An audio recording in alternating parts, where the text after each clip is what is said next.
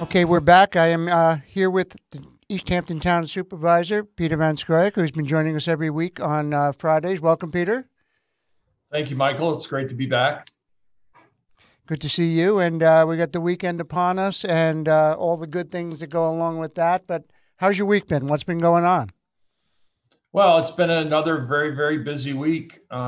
We have a lot of developments that are, coming about right now. Obviously, there's been a number of protests with the George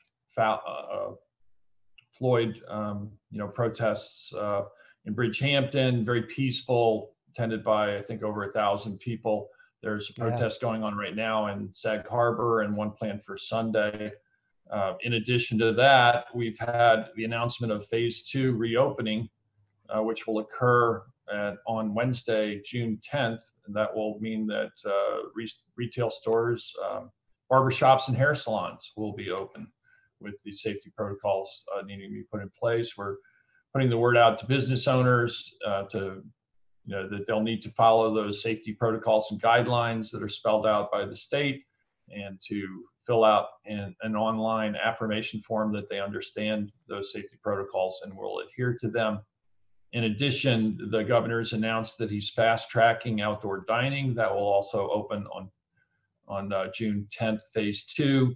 And as soon as those businesses get their applications for their seating plans filed with the town, they'll be able to open. Again, they'll need to go through the safety protocols and sign affirmation forms. We've been working to get guidance from the SLA, the State Liquor Authority, because restaurants that want to now serve outdoors, that's not part of their original license and permit from the state.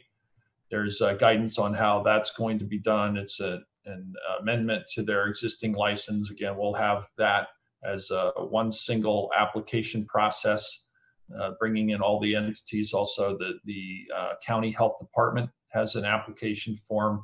There's no permit fee for that. It's just a filing. Again, affirmation, understanding that those protocols will be followed.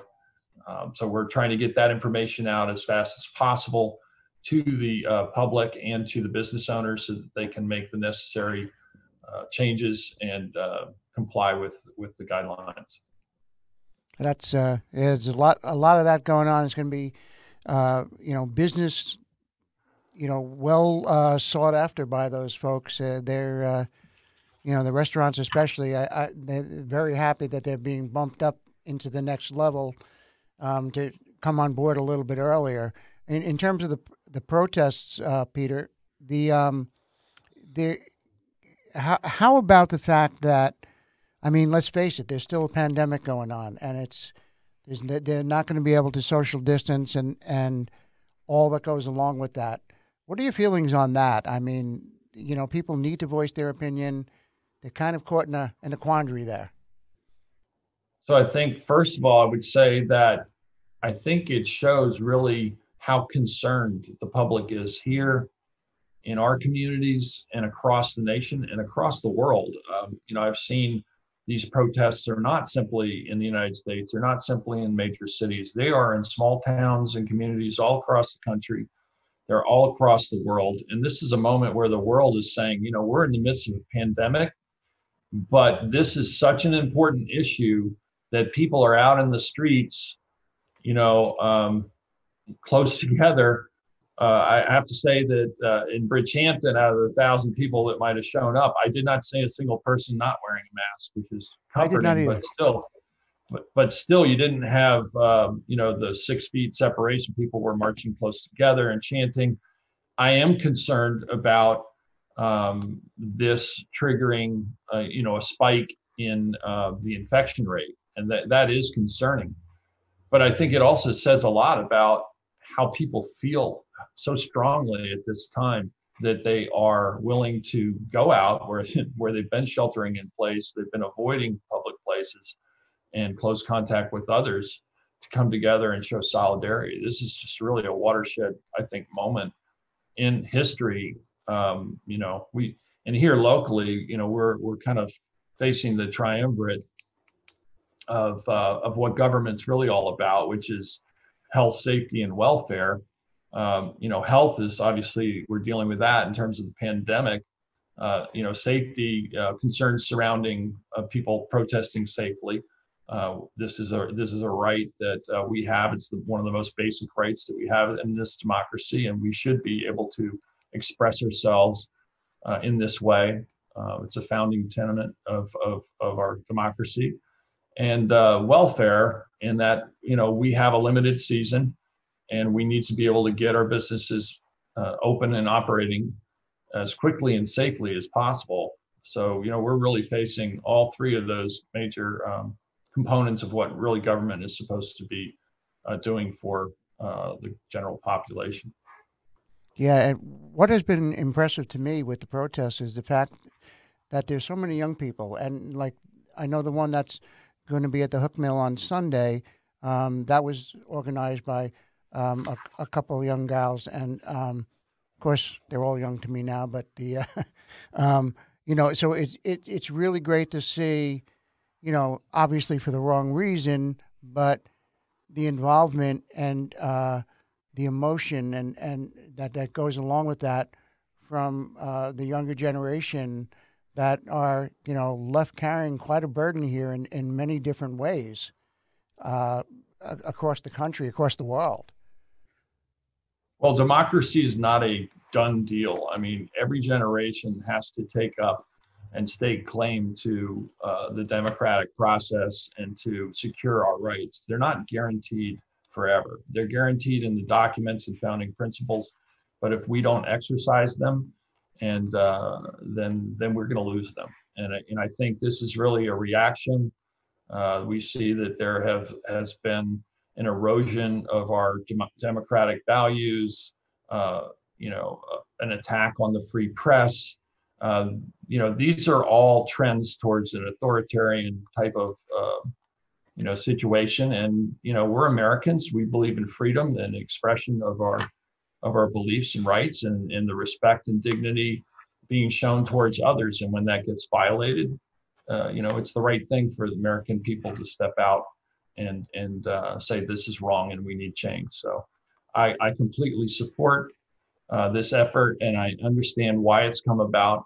And it's not surprising that under these particularly stressful times of a pandemic, that the economic inequalities within our country would be laid bare. The inadequate healthcare system would become a primary focus. I mean, these are all things that have been talked about for some time. They're unresolved on a national level, certainly, and we need to move forward and make some progress on much of this. And obviously, no one's freedoms are secure until everyone's freedoms are secure. So, Yeah, equality and the making sure that the law is enforced equally for all is critically important. yeah, that's for sure.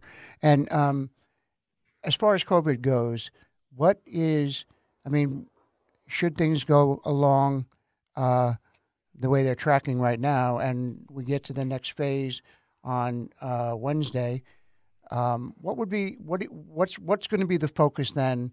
I mean, throughout that, and then leading up to the next phase, what's going to be the big thing for you? Do you think? So for us right now, we're discussing ways to adapt to this new reality, to be able to give people more space, to be able to restart our economy safely, and a number of the things that we've talked about. And I've said this early on, that we need to be, at least in the short term, flexible and relax some of our zoning. We've been talking about this outdoor dining idea. The town only allows 30% of occupancy of a restaurant to be placed outdoors, provided they have the physical space. We're going to have to, I think, be flexible and adapt and allow more of that. We're going to do that on a temporary basis. We're looking at potential street closures, particularly in downtown Montauk, and some changing of street direction and flow, so that we'll give people more space to move about, so they're not shoulder to shoulder on sidewalks, to be able to allow for more outdoor dining. We know that these types of steps are important to keep the public safe.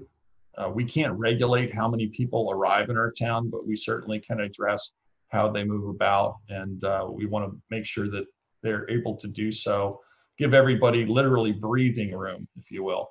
Yeah. So some of the street closures will allow people to move out on the streets more, will give more space on sidewalks. And actually, having a more walkable downtown is always been, for the last, well, at least since I've been on the board, a goal that we've been trying to achieve. Back in 2016, we talked at the initiation of the Hamlet studies and about making our downtowns more walkable and more pedestrian, bicycle friendly. That's, I think, a potential added benefit at this time. If there's a silver lining, this might be it. We'll make these adaptations on a temporary basis, see how it goes. And it might just be that some of these changes that we adopt now will be necessary in the immediate future, but we may also decide to adopt them longer term, provided they work out. And this is a bit of an experiment. We're going to ask for the public to be patient and open-minded about how we do some of these things. Again, just on a temporary basis, but we need to be able to respond and try and keep everybody safe and get our businesses up and running as safely and as quickly as possible. We have a short season here. Yeah, and from what I've seen, not a fact at 5, but the very limited amount that I've seen, people seem to be complying. I mean, there's always, you're always going to find the people. But a friend of mine runs the farmers market over in Springs, Paul Hamilton, and he was saying, people were going with the flow. They fenced it off and had the one entrance and only allowing a certain amount of people in, and whatever guidelines that you folks had laid out for them, which ended up working out well. People seemed to be adjusting. Yes, and I'm also have noticed that in my travels about town that particularly in the business districts where you see the most people, that people are being very respectful and responsible. They are wearing masks, and I think everybody understands that we need to do all of this reopening safely, because if we don't, there's a resurgence that it means that it's just that much longer until we can get back to normal. We've all sacrificed a great deal in these last 85 some odd days or whatever it is now.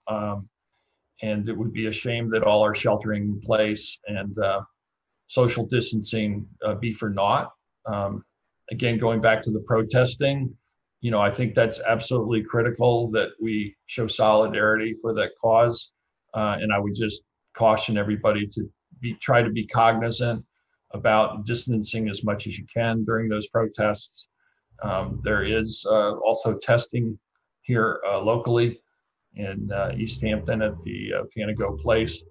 You can make an appointment to get testing. It's important that we understand who has the disease and might be transmitting it.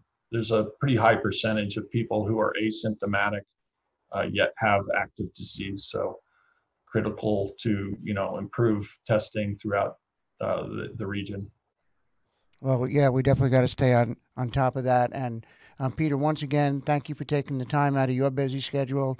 Have yourself a good weekend and a safe weekend, of course. And hopefully we'll see you here next week at the same time. Thank you, Michael. It's a pleasure to be here. Stay safe, everyone. Be well. Thanks, Peter. Good night.